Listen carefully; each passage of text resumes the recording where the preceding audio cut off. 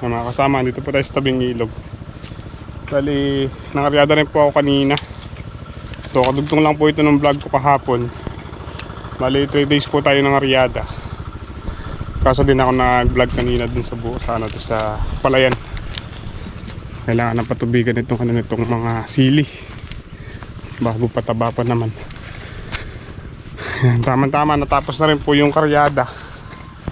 Makapag-focus na ulit tayo dito sa mga gulay. Yung sitaw, tingnan natin kung may tubo na. Yung bagong tanim.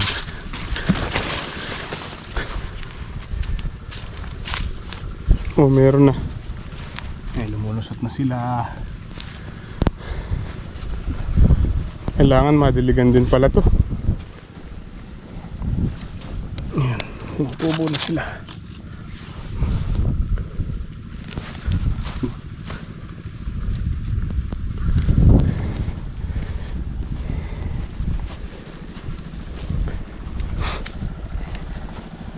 Siguro hanggang Lunes. Hanggang Lunes po siguro marami ng marami nang nakalusot.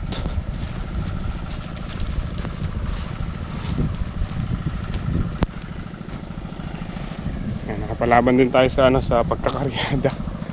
Bali dalawang araw na ginabi sa pagkakaryada. Tapos ngayon natapos po kami ngayong araw. Siguro mga bandang alas 2:30 ng tanghali. Natapos na po kami mga ryada, kaya dumiretso po ako dito para nga magpatubig.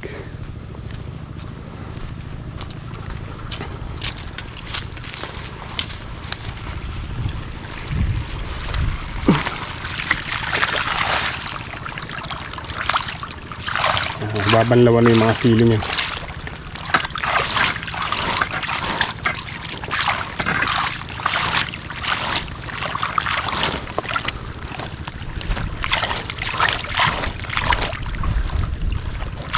Lagitin sila sa tubig.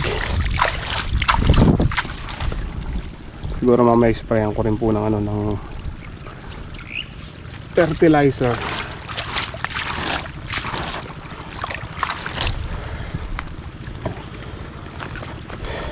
Kung yung Agrowell.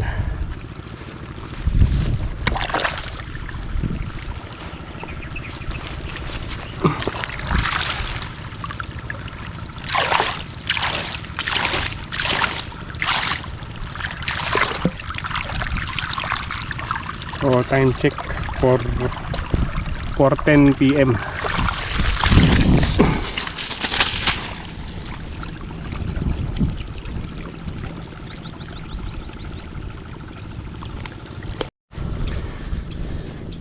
Update din po tayo sa mga papaya. Musta na sila? Ay, ang ganda. Ang ganda ng punla.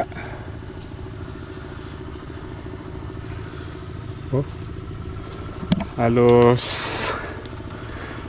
95% po yung tumubo. O, sabihin na natin 90%. Ang ganda.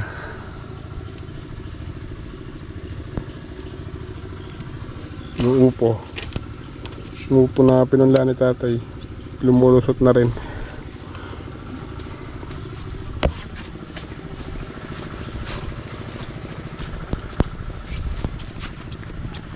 Kagusto ng mga sili.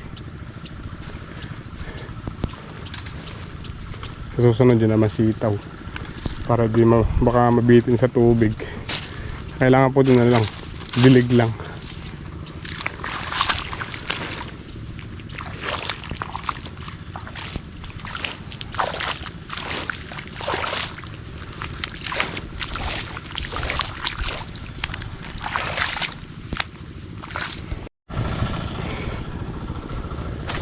Ayan, paggabi na naman.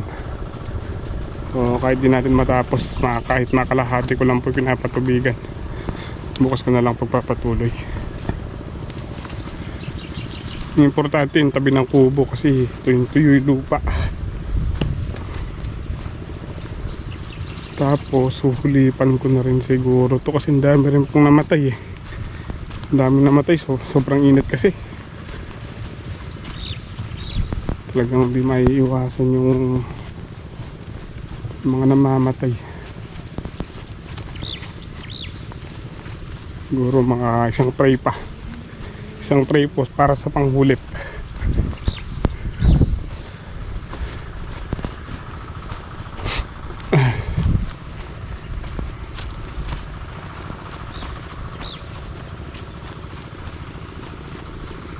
Dito ang haba ng walang tanim.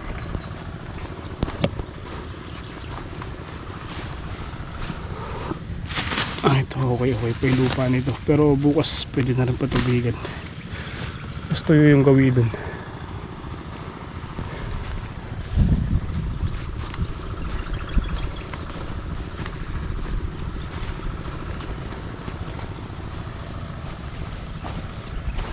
Lapad ng dahon, no?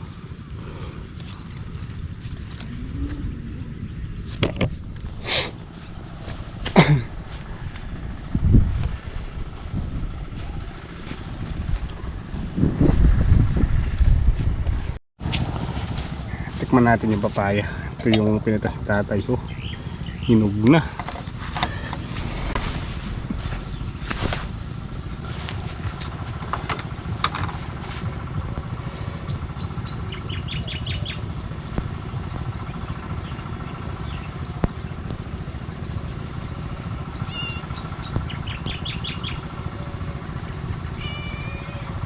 Amis.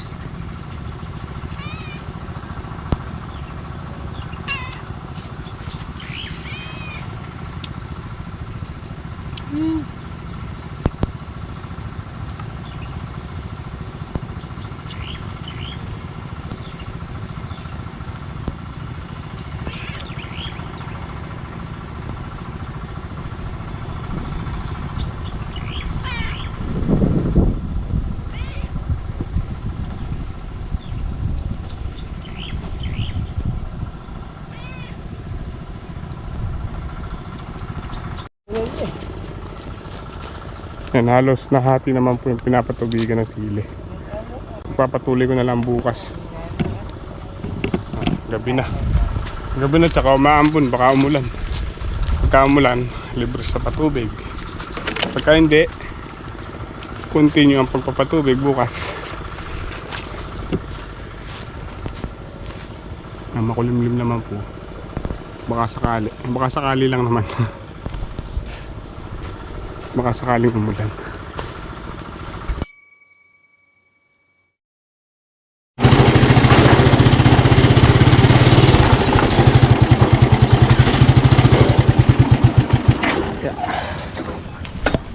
Good afternoon po mga kasama.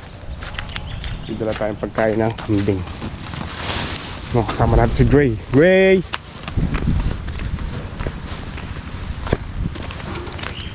Di pa namin aayos sa tatay yung yung kulungan ng kambing, kaya dito muna sila sa kulungan ng baboy.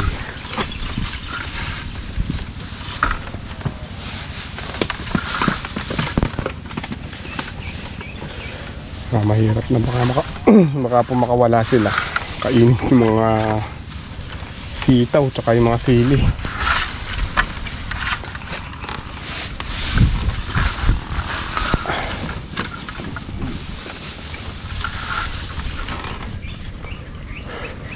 Kahapon na tapos ko pang patubigan yung mga sili.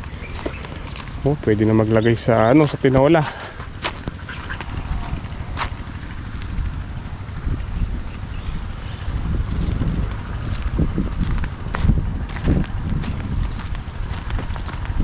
Pantanim na rin yata yung upo. Hindi ko alam kung naitanim na ni tatay.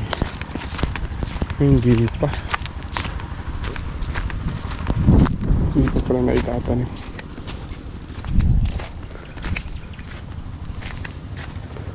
Mamayang hapon na po maitanim.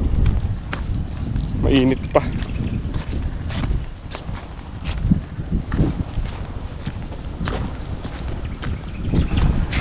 Mamaya papatubigan ay papatabaan ko tong mga huling tanim ng mga talbosig.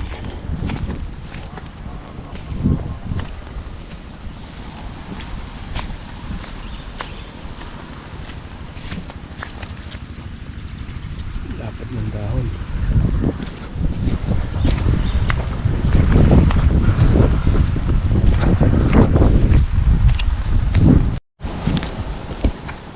Silipin muna natin yung mga sitaw. Ayan, nakapag-letting na pala si tatay. Ayan. Kaso di pa nakatali. Ang ganda ng tubo. Ang ganda ng tubo ng sitaw. Oh. Kapal. Kapal na pagkakatanim. Talagang kinapalan po namin para kahit hindi na namin i-scatter sa gilid, makapal yung yung magiging baging. Kasi hindi naman po kagaya ng hindi naman kagaya nung sitaw na Bulacan White na talagang lumalabong. Alam ko, sa pagkakaalam ko po itong na to, Verdana na Condor, manipis yung kanilang baging.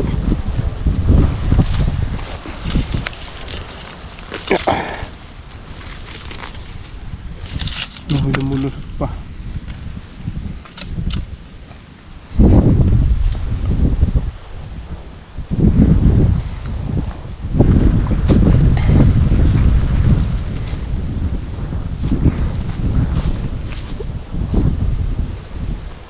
Mga ilang araw pa pwede nang diligan.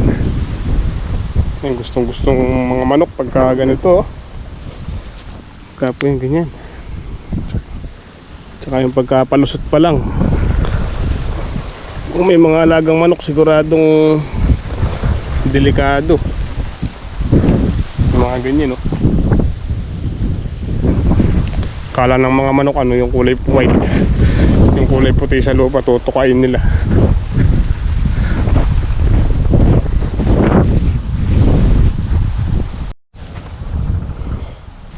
Ganda nito, ba't ganito kulay? Kulay dilaw.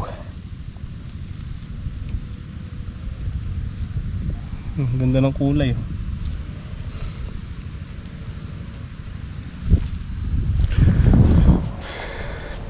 Magbubunga rin kulay dilaw. Marami nang nakatubo. Although hindi pa po lahat tubo, pero marami na rin nakatubo. Sayang nilang nabulok. Masira lang.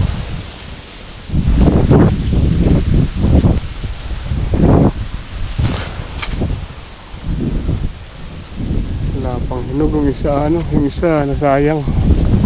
May sira kasi eh.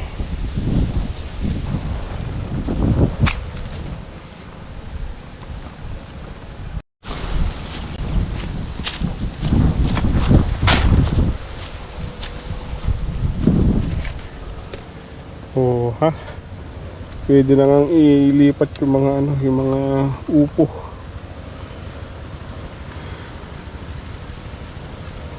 Yung mga papaya. Kulang sila sa dilig. Kailangan nila ng dilig.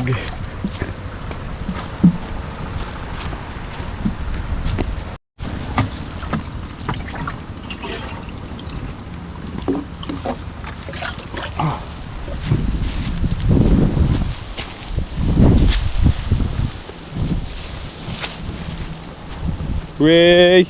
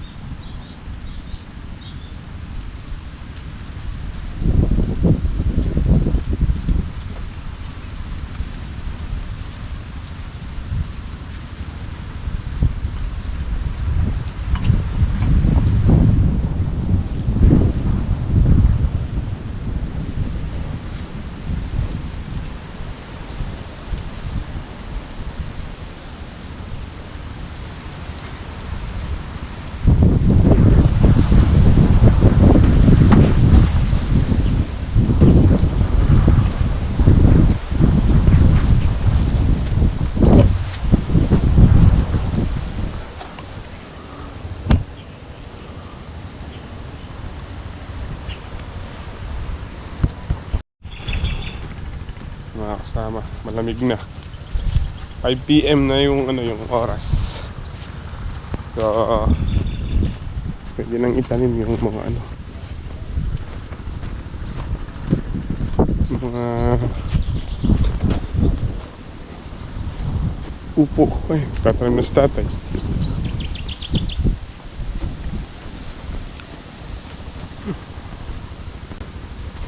Kung nagbulatay? Kanina. Ngayon mo na siguro sa naman dyan dahil sa rin. Kulang lang ay. Na, Kulang la? kanina manakala rin. Wala.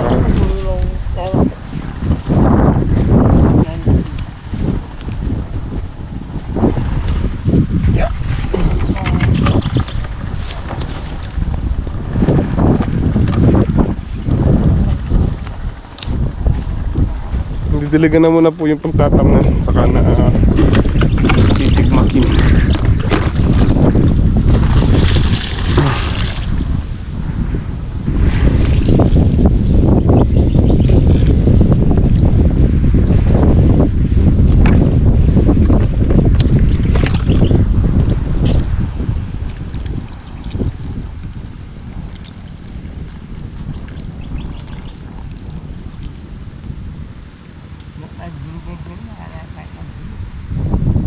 Na. Para wala sa tayo. At wala naman mo sa bulan. Kulang eh. Yung iba hindi pa lumulusot. Ano yun? 65 lang yun. 48 lang. 48 nga lang. Pwede na yung sukulan na yung tayo ganun.